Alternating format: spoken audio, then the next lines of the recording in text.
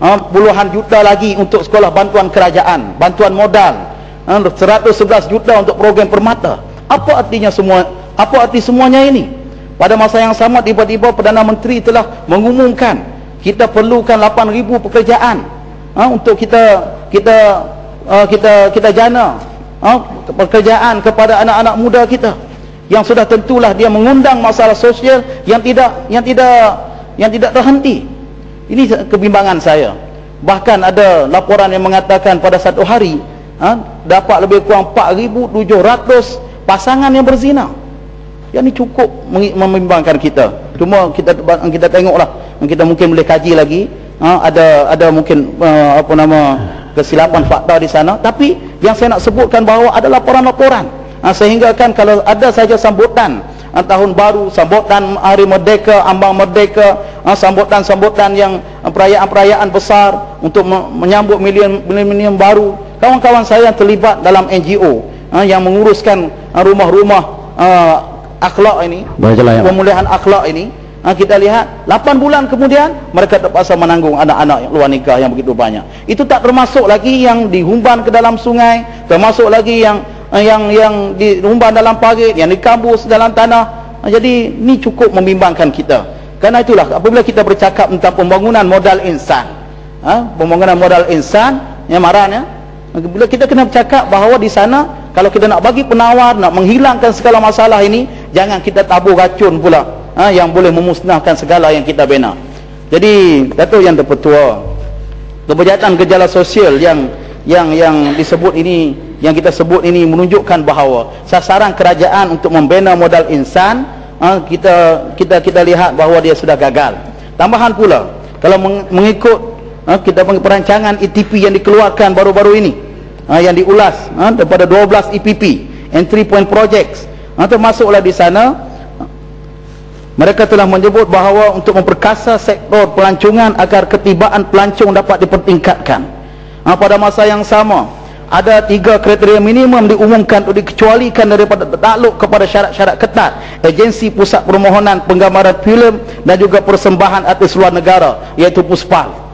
Kriteria tersebut termasuklah penarafan kelas A berdasarkan kepada kedudukan 100 teratas carta Billboard sejak 5 tahun yang lalu, yang boleh menarik 2,500 penonton bagi setiap acara, yang telah membuat pertunjukan di 3 tempat antarabangsa. Kriteria ini untuk mengundang masalah, mengundang bencana dalam negara kita. Yang berhormat Perdana Terap.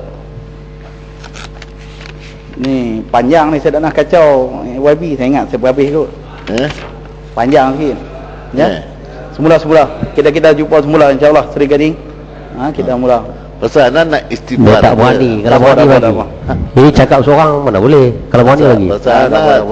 Kalau tak bagi, jadi tak apa. Saya nak cadangkan 3 benda. Insya-Allah kita bincang kat luar. Tak berani. Okey YB ya. Ni datuk saya, bukan takut apa datuk saya. Kan. Jadi Datuk Yang Terpetua, ada beberapa perkara yang saya nak sebutkan, termasuklah apabila kita nak membangunkan modal insan. Bacalah ya mak. Tak apalah, sikit. Saya nak lagi biar adil sikit kita bercakap. Lagi kita bagi kepada Maran apa ni, insya-Allah kan. Maksudlah bila kita nak membangunkan modal insan ini, termasuk yang diumumkan oleh kerajaan, pemberian netbook sebagai misalnya, tak sampai kepada sasaran. Netbook ni kononnya nak membangunkan kita panggil teknologi industri kepada anak-anak kita di sekolah-sekolah. Di kawasan saya, di kawasan kampung-kampung, saya mendapat rungutan bagaimana netbook ini telah diberikan kepada mereka yang tidak layak. Ada yang kaya pun dapat, pengurusi JKK pun dapat. Bahkan di Terengganu Maran, di Terengganu 18% sahaja daripada netbook yang diserahkan kepada kerajaan dibawa ke sekolah, yang lain tak bawa ke sekolah. Ya, bagi saya sikit ya. Kemudian saya dapat makluman lagi daripada guru-guru kita, bagaimana guru-guru kita bersungguh bahawa ada di kalangan. Saya tahu buku satu. Jangan bagi jalan yang hormat. Tak boleh bagi sikit, saya nak betulkan dia punya fakta. 20 minit je YB. Nak betulkan fakta. Jangan kita tak ada cakap. 20 minit. Terima kasih. Cakap pandai. Budak tak bawa kita sampai kita semua kita tak ada. Statistik dari mana ni? Di Terengganu yang bawa netbook dari di sekolah, mana ni? yang lain tak bawa. Kemudian pada masa yang sama statistiknya kita terlibat buktikan, tempatkan saya pun ada 1,000 lebih saya dapat, kita boleh buktikan. Tak apa. Dan kita nak kemudian semua saya nak sebutkan bahawa di sana ada rungutan daripada guru-guru. Apa rungutan daripada guru-guru? Kalau nak bagi jalan ni Muhammad, yang mereka yang melayari web lucah. Bagi kita Ini bukan nak komputer pun salah, tak bagi pun salah. Lenggong saya tak kacau Lenggong. Tak bagi komputer salah, bagi komputer salah, mana satu yang betul ni? Teruskan. Semua salah. Bagi salah, tak bagi salah. Yalah memang Yang salah. salah. Isteri PM sendiri menjadi penaung kepada kepada Maki ada berbakat sebanyak salah. Termasuk awam zina banyak. Yang nak membangunkan modal insan. Dulu Lema dia tak bagi jalan. Kemudian pada masa yang sama, saya nak sebutkan bahawa di sana ada 80,000 penganggur yang sedang menunggu pekerjaan.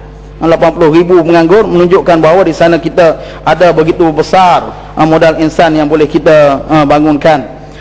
Kemudian saya nak 3.3 juta pekerja selepas ini. Okey, tak apa. Kemudian dicakap.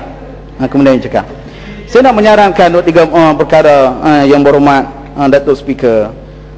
Dalam keadaan kita membentangkan bajet yang begitu besar, peruntukan yang begitu besar untuk kelak-kelak malam sampai 500 juta lebih. Di sana kita berdepan dengan gejala sosial yang begitu mendesak. Pada masa yang sama, rakyat kita daripada mahasiswa di universiti, mereka berdepan dengan kekangan akta-akta zalim seumpama AUKU yang daripada dulu lagi baru-baru ini dalam Perhimpunan Agung UMNO, termasuk lagi daripada Rembau, mereka mencadangkan supaya AUKU ini dimansuhkan. AUKU ini dalam perkara 15A dipindah, kerana pada masa yang sama kita bercakap untuk membina modal insan yang mewarisi kepimpinan negara kita, tapi di sana ada yang terlibat, tiba-tiba ditafsirkan terlibat dalam politik. Mereka ditangkap, mereka diugut dan sebagainya. Baru ini dalam Perhimpunan Agung UMNO ada student UKM terlibat mengiringi Datuk Najib, Datuk Seri Najib, Presiden UMNO, tak diambil tindakan. Kemudian kelab UMNO di luar negara dibenarkan mereka terlibat, ditubuhkan. Pada masa yang sama, kita melihat menteri pula daripada Kementerian Pengajian Tinggi pada peringkat awal tak bagi terlibat dengan parti politik. Contohnya di Galas, dia dah bagi amaran daripada awal, tak bagi terlibat dengan parti politik. Saya nak tanya, kalau macam bebas ni termasuk dalam tafsiran 15A, kerana dia bukan parti politik, dia konsensus bebas. Kalau bebas pergi ke sana, bebas bertanding sebagai misalnya di Batu Sapi, bebas bertanding, adakah mahasiswa juga termasuk di dalam takrif yang telah diberikan oleh kementerian mengikut akta Universiti College Universiti itu 15A? Jadi ini satu benda yang bertentangan di antara satu sama lain. Seterusnya yang saya nak sebut dalam perbahasan yang singkat ini ialah apa harapan saya terhadap bajet pada kali ini. Ialah saya kira kerajaan perlu meneruskan satu usaha urus tadbir yang dilakukan berdasarkan kepada amalan yang terbaik, ketulusan, accountability yang tinggi, supaya seluruh urusan negara dapat dijalankan dengan penuh tanggungjawab, adil dan berkebajikan. Sebab saya sebut daripada awal tadi bahawa di sana adanya prinsip-prinsip syariah, matlamat-matlamat yang perlu diraikan apabila kerajaan ataupun apabila pemimpin-pemimpin melaksanakan tugas dan tanggungjawab mereka.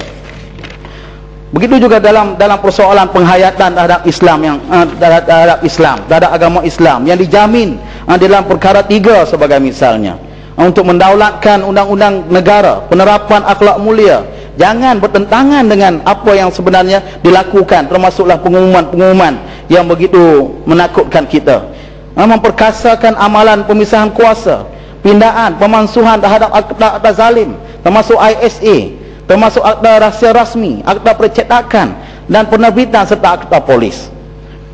Yang kedua, saya mencadangkan kepada pihak kerajaan supaya meletakkan prioriti pembangunan dan pelaburan atas neraca yang adil, selaras dengan keperluan rakyat, supaya pembelanjaan negara tepat kepada golongan sasaran. Yang saya sebutkan tadi, bilion-bilion, puluhan bilion yang diumumkan oleh kerajaan masih lagi tertumpu kepada golongan-golongan tertentu. Anak-anak muda yang baru habis kampus, mereka nak beli rumah tak boleh, dibelenggu dengan hutang, kemudian diperkenalkan dengan program-program di peringkat agensi kerajaan, tekun dan sebagainya. Akhirnya mereka dimufliskan dalam usia yang cukup awal. Ahmad boleh golong ya, Ahmad. Yang terakhir yang saya nak sebut, Datuk Yang di-Pertua, saya menyarankan kerajaan juga untuk mengkaji semula penswastaan terhadap utiliti asas rakyat seperti elektrik dan juga air, supaya tidak berlaku peningkatan tarif. Begitu juga mengkaji semula sistem cukai yang diamalkan dalam negara ini, dari aspek keperluan pelaksanaan kadar penetapan cukai serta golongan yang dituntut untuk membayar cukai. Dua yang terakhir, Datuk Yang Terpertua, saya melihat kerisauan terhadap jati diri dan juga pribadi golongan muda yang semakin kritikal di peringkat pengajian tinggi. Saya sekali lagi menyeru pihak kerajaan supaya pinjaman pendidikan yang telah diperkenalkan oleh PTPTN dikurangkan, malah dihapuskan, dan diberikan semula beasiswa secara percuma. Dah bagi sudah. Dan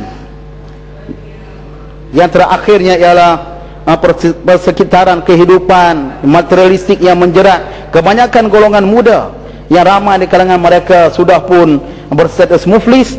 Berdasarkan kepada jabatan insolvensi baru-baru ini, golongan muda yang berumur 25 tahun hingga 44 tahun adalah yang paling ramai yang diisytiharkan bankrupt, iaitu sejumlah 38,357 sejak 65 bulan yang lalu. Banyak yang bankrupt ni UMNO, dia dapat pinjaman daripada tekun, pas dah dapat, kemudian bankrupt, tak boleh jawab, tak boleh bayar balik. Jadi saya simpatilah itu. Jadi saya ingat itulah ucapan saya.